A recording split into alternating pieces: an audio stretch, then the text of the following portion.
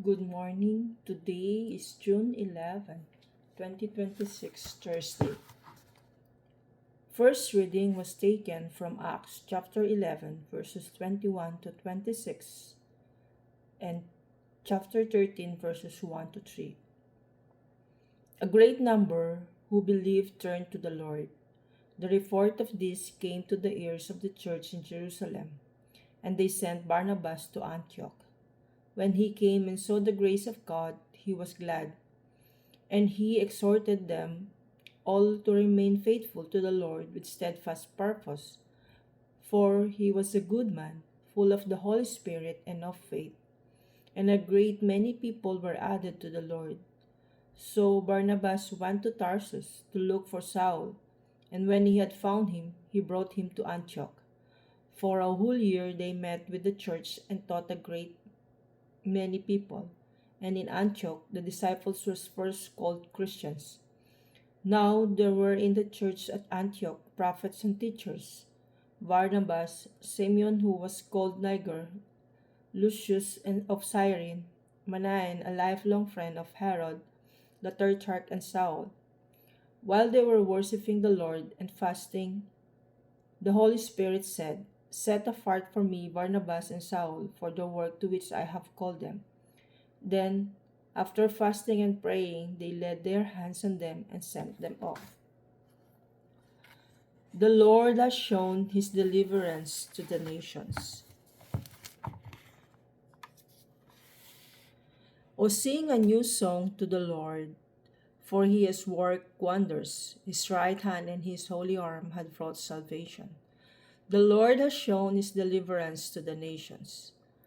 The Lord has made known his salvation, has shown his deliverance to the nations. He has remembered his merciful love and his truth for the house of Israel. The Lord has shown his deliverance to the nations. All the ends of the earth have seen the salvation of our God. Shout to the Lord, all the earth. Break forth into joyous song and sing out your praise.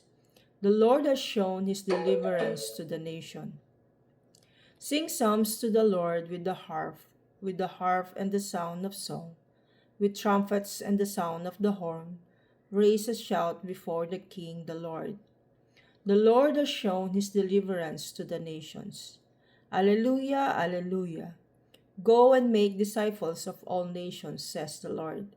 I am with you always to the end of the age. Alleluia.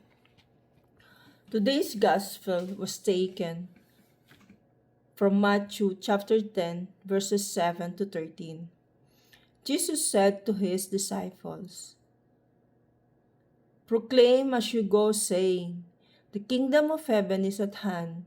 Heal the sick, raise the dead, cleanse lepers, cast out demons. You receive without paying, give without pay. Acquire no gold or silver or copper for your belts, no bag for your journey, or 2 tunics or sandals or a staff. For the laborer deserves his food, and whatever town or village you enter, fill out who is worthy in it, and stay there until you depart. As you enter the house, greet it, and if the house is worthy, let your feast come upon it. But if it is not worthy, let your feast return to you." The word of the Lord. In the early Christians community, the disciples were empowered by the Holy Spirit to proclaim the good news of Jesus Christ.